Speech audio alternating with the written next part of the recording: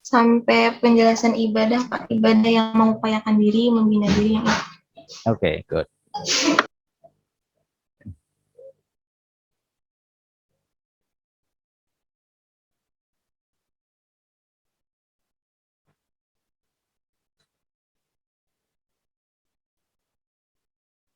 Ya. Jadi kita diharapkan ya dengan proses ibadah itu menjadi pribadi yang jauh lebih memiliki satu kesadaran. Karena seperti tadi Mbak Suci, Mbak Tazkia, kita kan tidak ada yang tahu, who never knows, yang bisa menjaga diri dari hal-hal yang bersifat kemanusiaan gitu. Maksudnya seperti apa? Kadang kan kita sakit, tidak tahu itu sakitnya justru membuat apa ya? Kita tidak tahu faktornya apa. Ya, orang meninggal dunia tidak tahu. Bahkan proses orang hamil, melahirkan, tumbuh kembang itu kan tidak tahu. Nah itu kalau kita orang yang beriman, maka this is a part of a gaib, sesuatu yang dianggap karena kuasa Allah yang tak terlihat. Gitu. Kenapa ada orang yang kemudian diterima di sana jodoh termasuk? Apa Mbak Tazkia tahu jodohnya nanti siapa? Nggak tahu kan? Gitu. Mas David juga nggak tahu gitu. Nah, karena itu pendekatannya adalah pendekatan yang bersifat gaib. Nah, dan tidak bisa lalu kita sebagai manusia ini memastikan dengan pasti, termasuk nanti mau kerja apa, suami istrinya siapa, anaknya nanti berapa, meninggal dunia di mana, faktor yang mengakibatkan kematian itu apa. Nah, karenanya ya ibadah yang mahdhah itu ibadah yang dari sisi perkataan, dari sisi perbuatan itu sudah diperintahkan, sudah didesain oleh Allah, diperintahkan kepada Rasulullah. Kita jur trimo apa bahasa Jawanya? Sakdermo menjalani apa yang sudah diperintahkan yang termaktub di dalam Al-Qur'an dan Sunnah. Itu mahdhah dan ghairu mahdhah. Ya. Jadi ya ghairu mahdhah adalah kullu syai', relasi antara kita dengan Allah yang merupakan interaksi antara hamba dengan makhluknya. Ya, kalau begitu maka al asya fil ibadah itu adalah haram. Artinya ada dua sisi nanti yang berbeda. Di dalam sisi muamalah, interaksi sosial, itu al aslu huwa al ibahah. Boleh. Ada jual beli macam apapun itu boleh. Tapi begitu persoalan sholat, begitu persoalan puasa, begitu persoalan zakat, udah ikutin perintah yang itu diturunkan oleh Allah melalui Al-Quran dan sunnah Rasulullah Shallallahu Alaihi Wasallam, dan juga runtutannya adalah ijtihad, ijma ulama. Ya, sehingga ibadah yang mahdhah ini berdasarkan dalil perintah. Mbak Khulasa, Mas Anas, Mas Afrizal, udah bisa mendebatkan kenapa sholat itu 5 waktu. Udah terima aja, selesai. Kenapa kita diwajibkan bulan Ramadan untuk berpuasa? Terima, selesai. Kenapa ada zakat 2,5%? Udah terima aja. Haji kenapa harus di Mekah? Ya, kenapa di bulan yang juga apa namanya maklumat yang sudah ditentukan? Kenapa sih nggak bisa kita haji setiap bulan begitu? Di Indonesia aja, di Bogor kayak, atau di Banjarnegara atau di Sulawesi gitu. Nggak bisa, udah terima aja. Itu mahdoh ya. Ya, tapi kalau misalnya Mbak Ulan ya Mbak Zulfani menanyakan tentang jual beli ini bagaimana tentang teknik Gojek ya di online beli macam-macam itu ragam metodenya. Udah, selama itu tidak ada horor, penipuan, tidak ada di situ unsur maisir, ya perjudian dan sebagainya, boleh itu. Ya, itu. Nanti kita bahas di muamalat kalau itu. Nah, karenanya maka teman-teman sekalian, mahdhah ini memiliki 4 prinsip itu. Salah satu adalah untuk memberikan kemudahan hidup yang contoh yang lakukan adalah berdasarkan Rasulullah Sallallahu Alaihi Wasallam. Dari mana dalilnya? Soalnya misalnya gitu, per satu ibadah ya. Bagaimana kita sholat? Misalnya Mbak Sulfani nanya, ya, atau Mbak Kholifansah ya, Mbak ya, Mas ya, Mas Kholifansah. Khalifan sah ya maaf itu apa namanya lagi ya Mas Fajar juga. Bagaimana sholat? Iya, Rasulullah menjawab, "Shollu kama ra'aitumuni usolli." Udah selesai. Sholatlah kalian sebagaimana aku sholat. Nah, terus maksudnya gimana Pak? Ya Rasulullah itu sholat itu dimulai dengan takbir, diakhiri dengan salam, ada tahiyat akhir, ada tahiyat awal, ada sujud, ada ruku'. Ya, yang wajib adalah Fatihah gitu. Nah, tapi Rasul itu nanti tarawihnya itu 8. Nah, itu udah ke sunnah. Sunnah betul mahdhah, tapi keduanya tak perlu diperdebatkan karena bisa dijalankan secara bersama. Contohnya adalah teman-teman yang kemudian yakin dengan 8, pilih aja 8, tidak masalah. Teman-teman yang tarawih mau dengan kunut silahkan, yang enggak ada masalah. Tapi bahwa sholat subuh itu ada kunutnya, itu ya. Jadi Mas Rizky Al-Ghifari jangan sholat subuh ya digantikan dengan zuhur, kunut ditaruh di zuhur. Nah, itu nggak benar tuh. Loh, kamu kunut zuhur. Nah, itu udah jelas tuh. Tapi kalau kemudian persoalan tadi ya hal-hal yang kadang dimasukkan di dalam hal yang bid'ah dan sebagainya, itu bukan mahdoh itu. Contoh misalnya Mbak Devi sama Mbak Siska, habis sholat salaman boleh enggak Mbak Devi, Mbak Siska?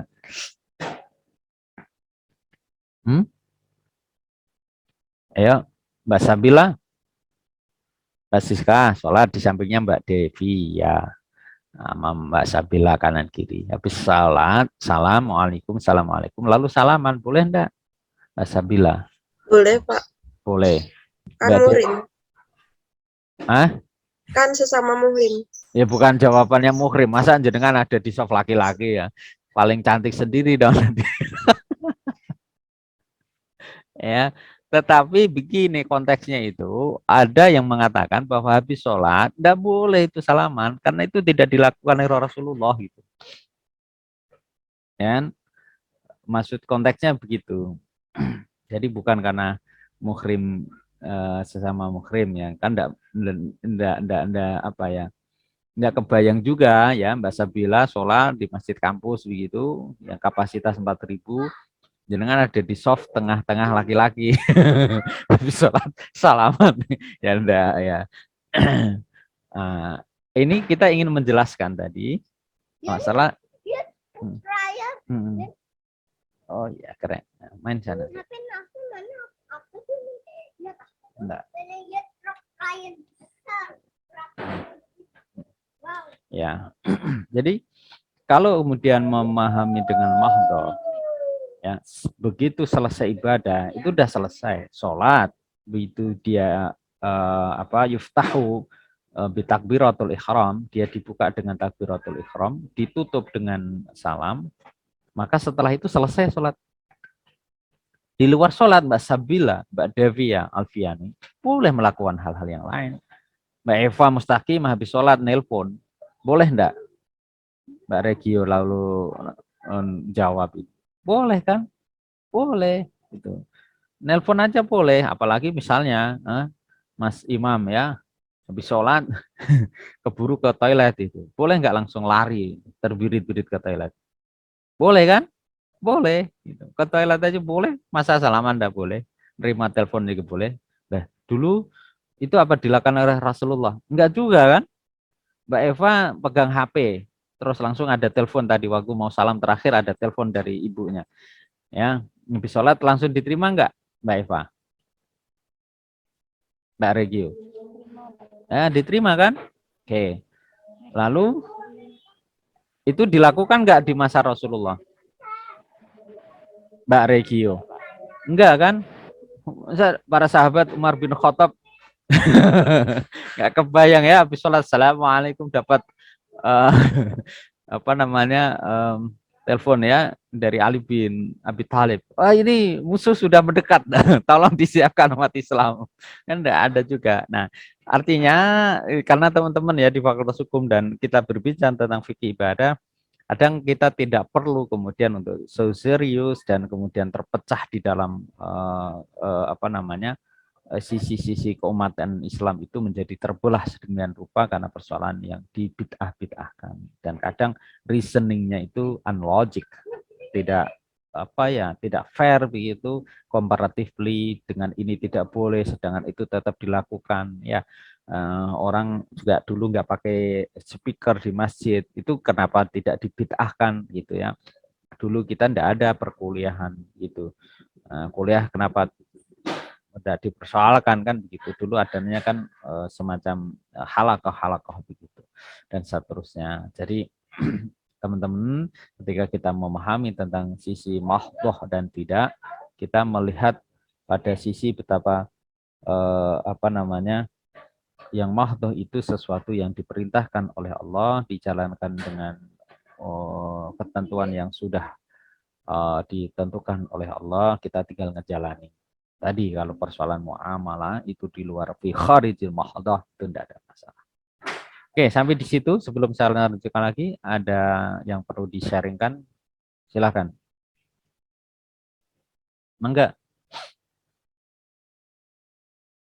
Silakan. Sambil menyapa ya, Mas Rangga. Ada ya? Mas Fahmi, Mas Rafli, Mbak Tika. Kalau saya panggil, kasih respon dong, kalau bisa.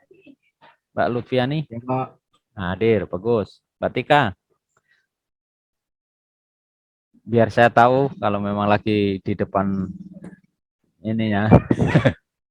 Ya, Mbak Mila, Mbak Lina, Elis, Aulia, Syada ya. Sambil saya doakan ya, urusannya semuanya diberi kemudah oleh Allah ya. Dicapaikan semuanya di kelas ini khususnya. Lancar rezekinya, lancar rezeki kedua orang tua ya. Saudara-saudaranya juga diberikan keberkahan dalam setiap perilaku ibadah kita. Amin ya. Mas Tegar, Dwi Prakosa, tinggal keliling ini ya. Mas Sofiati Nisa, Mas Ridho Ananta, Mas Rafli Bayu Aji. Ini Mas Rafli yang semester 1 bukan? Atau beda yang kemarin ngambil kelas saya? Mas Rafli. Ya, Mas Muhammad Rihandi ya. Mas Dimas sama Mbak Zenit. Ya, monggo lah. Ini alhamdulillah banyak yang di depan ya. Terima kasih Mas Reza Fatfullah ya, Mbak Ina Baitul Laili, Mas Fahmi Syakur, Mbak Fira, Mas Khairul Bilal ya, Mas Adit Arrauf, Mas Ramzi, Mas Fikri Ahadiu, Mas Singgi, Mbak Suci, Mbak Siska, ada Mas Lutfi Hakim Ramadhani, Mbak Kirana, Mbak Yuni Dwi Kartika, Mas Ahad Nur Wibowo, ada Mbak FBV Alfiani, ada Mas Imam Khairi, Mbak Sabil, Mbak Putri, Mbak Sulfani, Mbak Wulan, Mas Khalifasan Sah ya. Panggilannya Mas Zaki atau siapa Mas? Mas Khalifan Sah ya. Mas Zaki, Pak. Zaki ya. Terima Ya, kasih. Mbak Dina, Mas Fajar ya. Terus sampai ke siapa ini? Rizky Al-Ghifari ya. Ada Mbak Anfal, Mbak Saskia, Mbak Warda dimatiin kameranya, Mas Bagus ya. Ini Mas Bagus pakai ini ya, virtual ya, background, right? Oke, Mas Syifa Al-Fajri, alami ya. Afrizal Bahrul Alam, oh ya. Oke, Mbak Saskia, ada Mas David. Mas David backgroundnya apa tuh? Lorong waktu atau apa tuh? Kota ya. Ya, Syauqi Abiyah. Ini yang selalu update ini Mas Rizkiawan ini. Hari ini Palu ya, besok ke studionya ya, mumpung semester ini kita masih online ya, kita maksimalkan dengan yang ada. Silahkan, ada yang mau di-sharingkan dari hal-hal yang bersifat ubudiyah?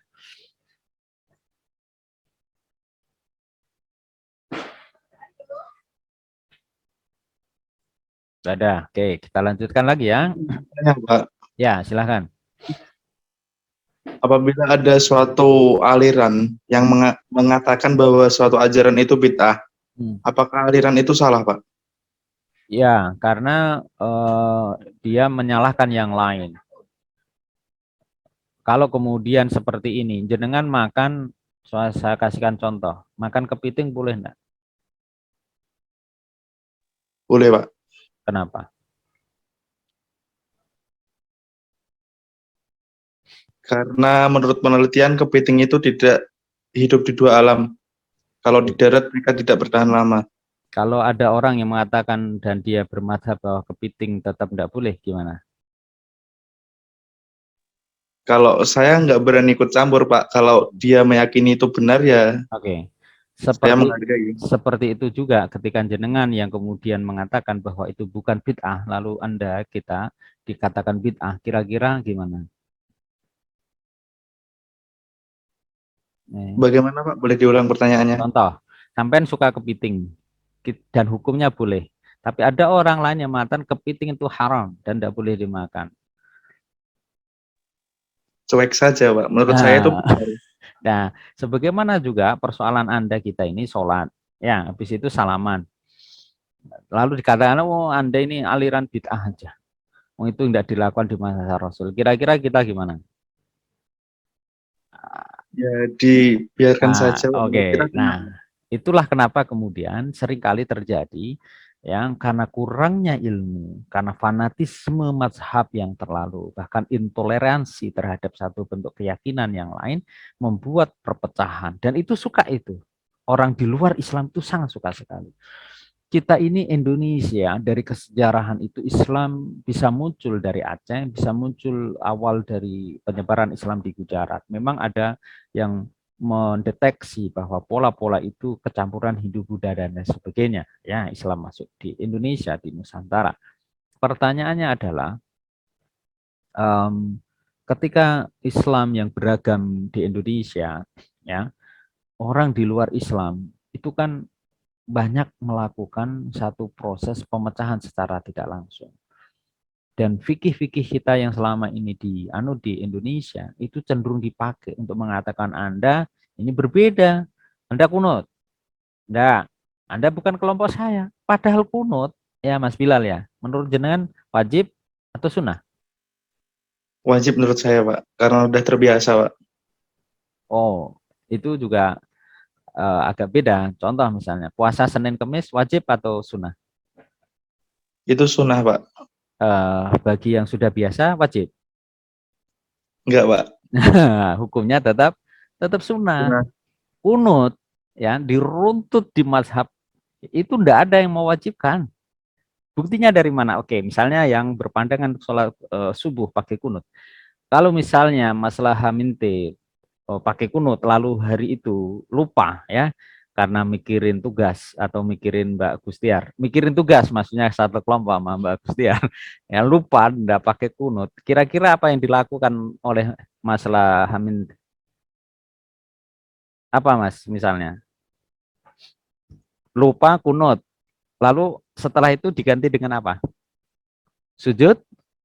Sujud sahwi. Sujud sahwi. Oke, good. Sujud sahwi itu hukumnya apa?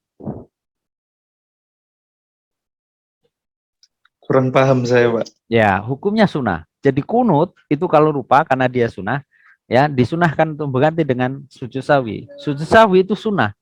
Kalau ternyata tidak sujud sahwi dan langsung salam, boleh enggak sholat subuhnya? Tadi tidak kunut, dia berpandangan dan dia terbiasa dengan kunut. Dia tidak kunut, terbiasanya dengan sujud sahwi, tapi pun itu sujud sahwi juga lupa. Kira-kira sah enggak sholatnya? Sah, Pak, karena keduanya sama-sama sunnah, Pak. Sama-sama sunnah. Kenapa kemudian keduanya sunnah, lalu terjadi pertentangan di kalangan umat Islam, menjaga kerukunan, itu wajib atau sunnah? Wajib kan? Iya, Pak. Wajib. Kenapa kemudian yang sunnah dikalahkan dengan yang wajib? Akibat kunut itu menjadi pertentangan. Bahkan di dalam satu majelis masjid. Ini yang ironi. Dan itu tepuk tangan itu orang-orang di luar Islam. Atau kemudian orang-orang yang kemudian melihat Islam yang sangat potensial, live in Indonesia as the big Muslim, is the very biggest Muslim around the world, itu menjadi potensi. Pasar syariah kita itu luar biasa, zakat, wakaf, dan lain sebagainya luar biasa di Indonesia. Dan itu kalau maju menjadi ancaman besar bagi orang-orang di luar Islam. Karena itu sisi-sisi itu kemudian dimasukin. Nah, apa yang kemudian kita ingin konklusikan dan membuat relasi di antara jejaring-jejaring tantangan itu adalah mari umat Islam kita kembali mana yang usul, yang asliyah, yang fondasi, yang sangat fundamental dengan mana yang furu'iyah, yang sunnah-sunnah. Sehingga kita umat Islam itu tetap bersatu padu melihat dan menatap masa depan menjadi rahmatan lil alamin gitu. Ya, jadi soal kunut dan tidak, kalau lagi nanti jamaah di pesantren, udah anggap aja itu hanya keperbedaan selera kunut dan tidak gitu aja. Yang dapat kunut ya alhamdulillah dapat pahala, yang enggak juga tetap sah sholatnya, tidak ada masalah gitu. Yang mau 8 rakaat ya it's fine, mau yang 20 rakaat juga enggak masalah, no problem kan gitu. Ya. Lalu kaitannya dengan bid'ah bagaimana? Ya sudah, orang yang suka membid'ahkan bahkan kemudian membuat takfiri, abaikan saja. Ya, buktikan dengan perilaku yang baik. Ngapain orang suka ngurusin kekafiran orang lain, kekafiran dirinya sendiri kadang tak terurus. Kenapa kemudian membid'ahkan orang lain padahal keilmuan dirinya kadang tak terurusi. Gitu. Dan teman-teman itu agak lumayan ini nyun sewu ya, nyun sewu, karena ini juga direkam. Di fakultas-fakultas yang kurang memiliki fondasi ketauhidan yang kuat, biasanya lebih mudah dimasukin oleh paham-paham yang memudahkan untuk tadi mengkafirkan yang lain dengan sangat mudah, membid'ahkan dengan sangat mudah. Dan itu di Indonesia kita tahu bersama aliran dari mana itu. Ya, orang mendoakan orang tuanya tidak boleh, datang ke makam mendoakan orang tuanya tidak boleh sebagai waladun soleha. Orang mendoakan misalnya lagi meninggal dunia, Mas Khairul nanti misalnya orang tuanya meninggal dunia, didoain enggak? Kalau di sini tahlilan, Pak.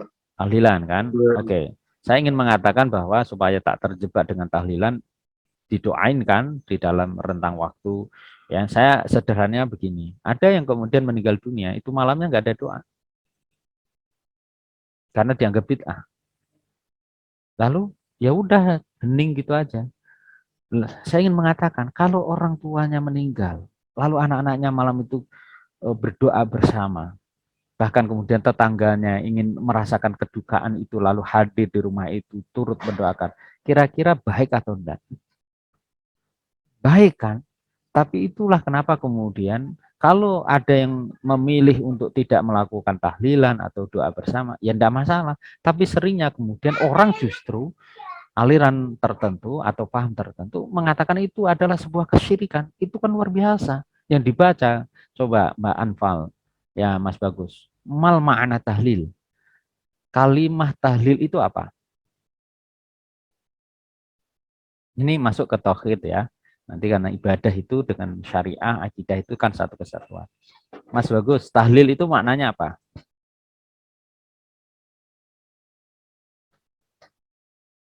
Ya, belum tahu. Mas Rizkiawan, do you know what is tahlil? Nggak tahu, Pak. Ya, sabda dari Rasulullah itu begini, afdhalul zikri, sebaik-baiknya wirid itu adalah la ilaha illallah. Jadi tahlil secara basic yang kalimat awal itu adalah la ilaha illallah. La ilaha illallah. Mas Rizkiawan, Mas Afrizal, punya enggak teman yang mu'alaf? Punya ya, Mas Wisnu punya teman mu'alaf. Tetangga lah, oke, mu'alaf. Itu ketika dia menyatakan masuk Islam, membacanya apa? Syahadah. Syahadah. Syahadah itu bacanya apa? La ilaha illallah. La ilaha illallah. Dan dia sudah selama ini Hindu, Buddha, Kristen selama berpuluh tahun. Membaca la ilaha illallah, dia jadi muslim enggak? Jadi muslim. Kenapa kemudian ketika ada orang yang meninggal dunia, anak-anaknya kumpul bersama tetangga, melafadzkan la ilaha illallah yang seorang kafir, seorang yang non muslim masuk menjadi Islam karena la ilaha illallah.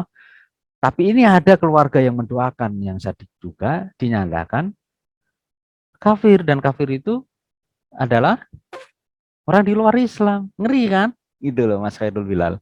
Jadi terhadap orang-orang yang suka membid'ahkan pada porsi-porsi tertentu, betul kita ignore, tetapi secara argumentatif ilmiah, bahkan dalil-dalil keagamaan, itu yang mesti kemudian kita kemukakan di dalam wajadilu fisabilillah, wajadilhum billati ahsan, berdebat dengan cara yang tepat.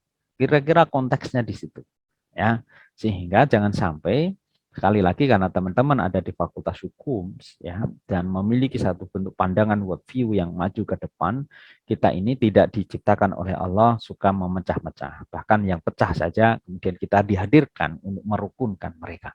Salah satu faktor yang seringkali membuat perpecahan itu adalah dikotomi, bahkan membid'ahkan, mengkafirkan, takfiri dengan yang lain. Nah, terus sarannya Bapak gimana? Ambil aja ya ajaran nilai keislaman yang diajarkan oleh Rasulullah. Ya, keteladanan yang baik. Ya, mereka Abu Jahal, Abu Lahab dirangkul dengan baik. Yang mereka kemudian masuk Islam bersyahadah dengan baik. Adat-adat Arab Saudi yang kurang baik lalu kemudian masuk di situ bagaimana Rasulullah dengan kelembutan dengan berbagai dakwah ya yang penuh dengan uswah hasanah itu masuk.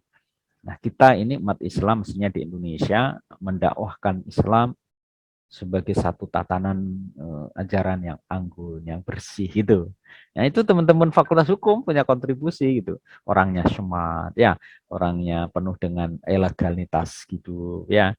Cakep, soleh gitu, tidak beringasan, tidak bertutur kata yang kemudian cenderung melontarkan ujaran-ujaran kebencian, yang suka mengkafirkan, suka membid'ahkan, suka kemudian menganggap kalangan lain secara fanatik buta itu tidak tepat dan lain sebagainya, dan itu tidak tentu diajarkan oleh Rasulullah gitu ya. Asik. Baik teman-teman sekalian, saya kira prolog kita untuk fikih ibadah in this morning enough ya. Dia ada mata kuliah lain kan ya, pas jam 7:30 lewat ini saya tentu terima kasih.